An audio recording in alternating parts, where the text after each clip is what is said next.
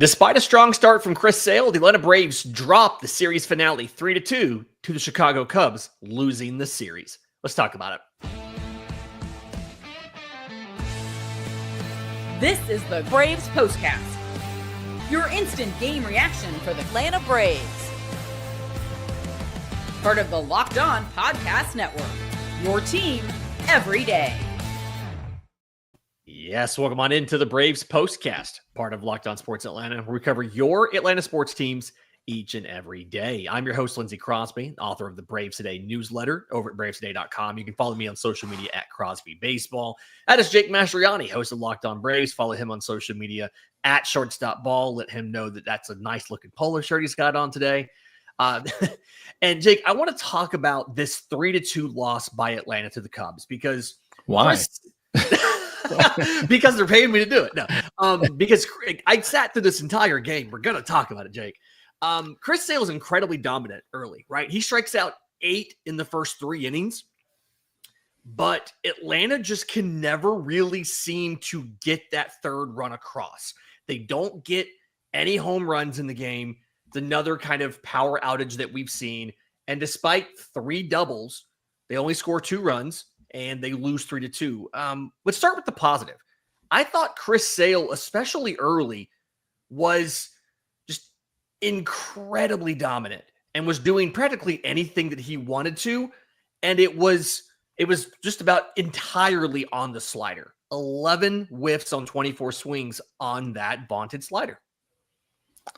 Yeah, look, I got no worries about Chris Sale. I've seen enough in these starts coming back from injury that I'm ready at this point, just bubble wrap him up and get him to 2026. I got no real questions about him other than just being able to stay healthy. He looks fantastic. I mean, what he's able to do, the dominant stuff. Now, the Cubs made some good adjustments. We're able to get to him a little bit later in the outing. But as you said, I mean, it was a pretty dominant start early on for him and just what he's able to do with that slider and how devastating of a pitch it is. And again, just really, 2 pitches. I mean, 3 or 4 changeups, 4 sinkers in this one, but it's really just a 4-seam slider and all those whiffs, as you mentioned, coming on the slider. Although on the sinker, he only threw it 4 times. He got 2 whiffs on 2 swings. So, Chris Sale's going to be, I think you said it the other day, I think he's going to be the opening day starter next year. I think he is the leader of this.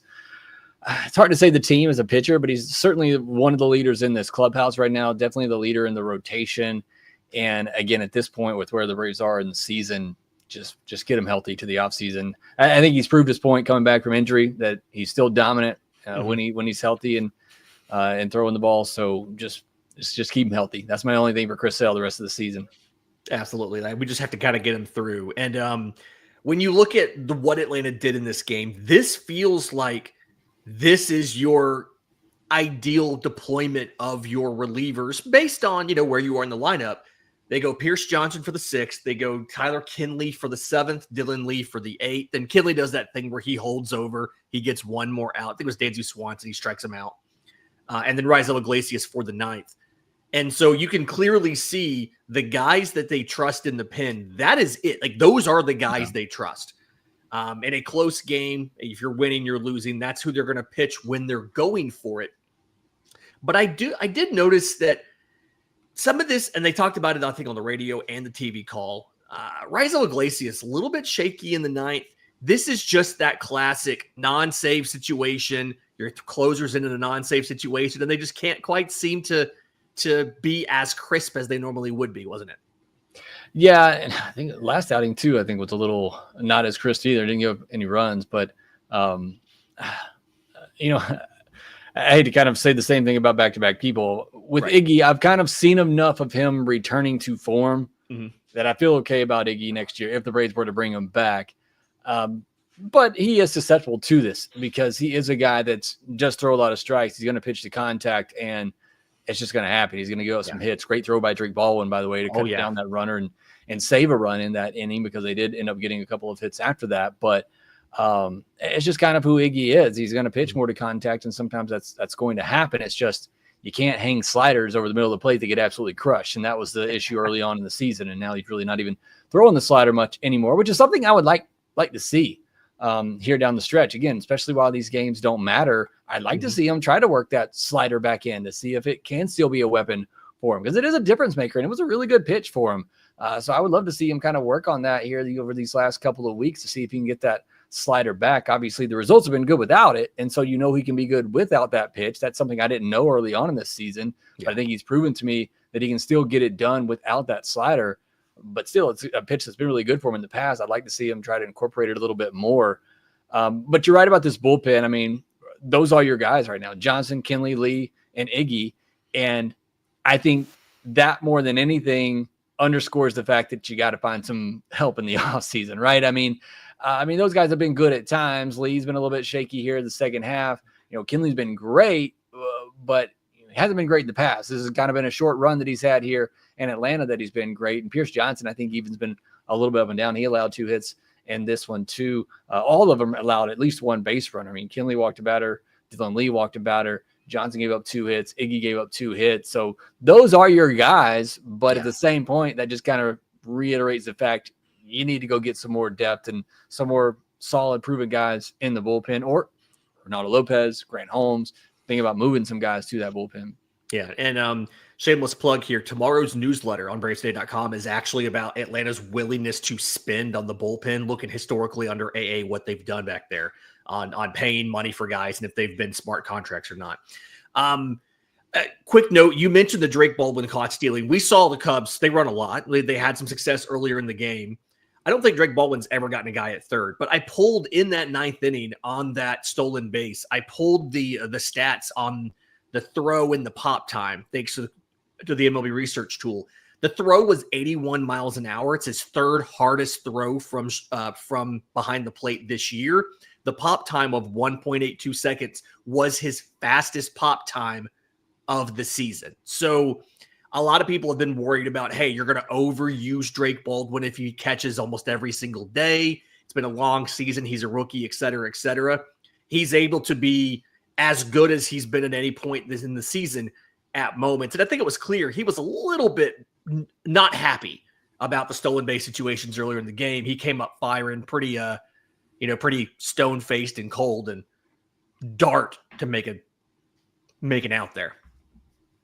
Yeah, good to see too, because I was tired of them just running all over us this entire series when we can't run at all. You get a caught stealing in this game too. It's just so frustrating. I'm not going to go on that rant again, but it feels like it's so easy for everybody to run against us, and we just can't run at all. Now they obviously have the players to do it. Nico Horner, Pico Armstrong, all those guys are really fast. Ian Happ, good speed. So they have a lineup that is catered more to do it than the Braves do.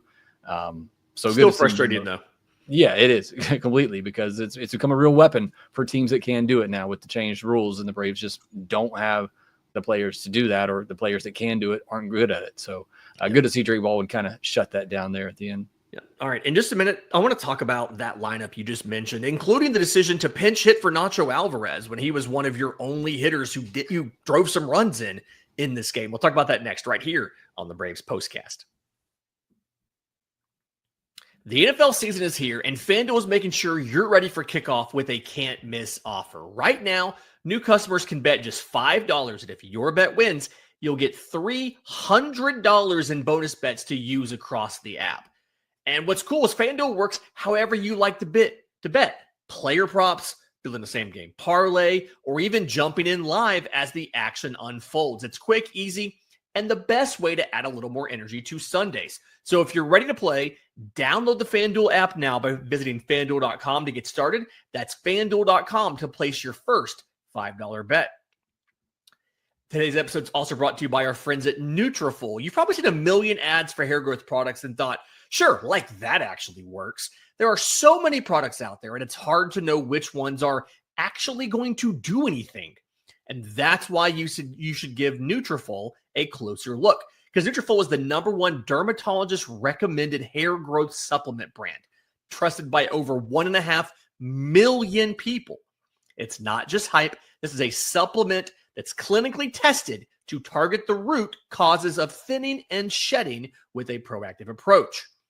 So see thicker, stronger hair with less shedding in just 3 to 6 months with Nutrafol. For a limited time, Nutrafol is offering Locked on MLB listeners $10 off your first month subscription and free shipping when you go to Nutrafol.com and enter promo code LOCKED on MLB. That's Nutrafol, Nutrafol.com, promo code LOCKED on MLB. All right, Jake. So Braves dropped this one 3-2. They pick up 7 hits, including 3 doubles, 2 of them off of Marcell Ozuna. He took Jameson Taillon for doubles twice. And then Nacho Alvarez goes back-to-back with Ozuna to score one of those runs. And when we got to the bottom of the 7th, Caleb Thielbar's in there pitching for the Cubs. Lefty, I believe, if I remember right in this. Michael Harris pops out. Marcell Ozuna grounds out. And then Atlanta goes to Eli White as a pinch hitter with 2 outs in the 7th. I know that Nacho on the whole this season hasn't been great, right? He is hitting 248. He's improved, but in the last 7 games, he's hitting 316. Going to Eli White means you don't really preserve any sort of handedness advantage, right? They're both right-handed hitters. Why would you pinch hit for Nacho Alvarez there? You ask me these impossible questions sometimes, Lindsay. It doesn't make sense to me. I was like, maybe Jake knows. Jake knows ball. Maybe Jake knows. Yeah, I mean, he did it the other week too, and it didn't even make sense then, just based on where we are and that it is a lost season. And why not just let the kid get at bats like in these clutch situations and see what you have in him? I mean, yeah.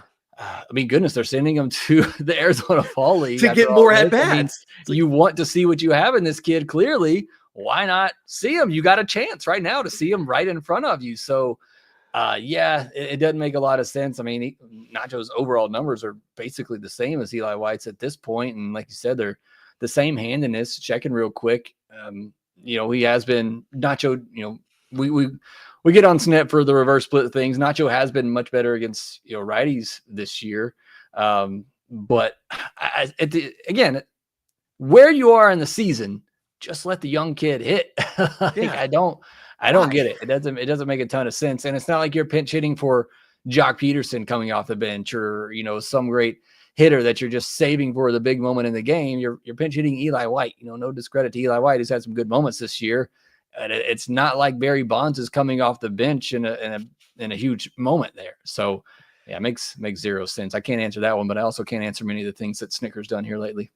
Yeah, it's been a really just kind of interesting decision-making process we've seen. It feels like even worse down the stretch when it comes to some of these decisions. And by the way, if you have thoughts on that decision and what Snit's doing, you can definitely check out. Jake has an episode about what if Brian Snitker came back.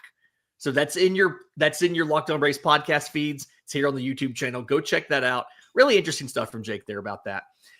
Again, so Braves dropped this one 3-2. Off day tomorrow before you get Houston on Friday. And Hurston Waldrop gets the start on Friday against a really good Astros team, right? A team, they're 79-67. They're contending, like they're probably going to win the division and all that stuff again. Bryce Elder on Saturday, Joey Wentz on Sunday. What kind of expectations, I think, do you have going into this game? Because I keep getting onto the point of the Braves the offense has been cold again recently. Michael Harris has cooled off. Ronald had that noticeable slump that knocked him down to 7th in the order. But at the same time, Hurston Waldrop's been phenomenal. And you've had guys like Ozzie and things like that hitting. Is this, I guess, 2-1, do we think Atlanta can win any of these games? And 2, do you maybe finally see that Acuna, Profar, Olsen lineup that we've all been asking for since he signed in free agency? I don't know. Acuna went over 4 today. He might bat 7th in the next game. Who knows? Well, does he have to beat the freeze to get back into the lineup? Is he going to get benched and have to beat the freeze? Pull a hammy trying to beat the freeze like some poor fella did the other day. Look, the thing you said too, I feel like the starting pitching at least has been pretty good over the last week or so. The bullpen been awful, especially in that Mariners series. Right now, it's the offense again that is really struggling. I mean, you look at this game, like you said, seven hits, 2 walks, only 7 strikeouts, 3 extra base hits, 2 for 7 with runners in scoring position. And it's not a terrible offensive line, but you only get 2 runs out of it. And so I feel like the offense is really what's been hurting them a lot here lately. 2 runs today, 1 run the day before, 4 runs the day before that, 2 before that, 2 before that, 4 before that. They haven't scored over 5 runs in quite a while. So that's really what's worrisome right now, because we all kind of thought this offense was turning things around. Now all of a sudden you're getting a Sale, you're getting good starts from Bryce Elder. You got a good starter here from Spencer Strider. Hurston Waldrop's obviously been really good. You feel like the starting pitching starting to get back into form here, and now the offense is falling apart and not producing. So it's just kind of 2025. Nothing's on the same page at the same time. The good news is, though, as of time of this show, the Braves have the 4th best odds as the number 1 overall pick at 11.5%.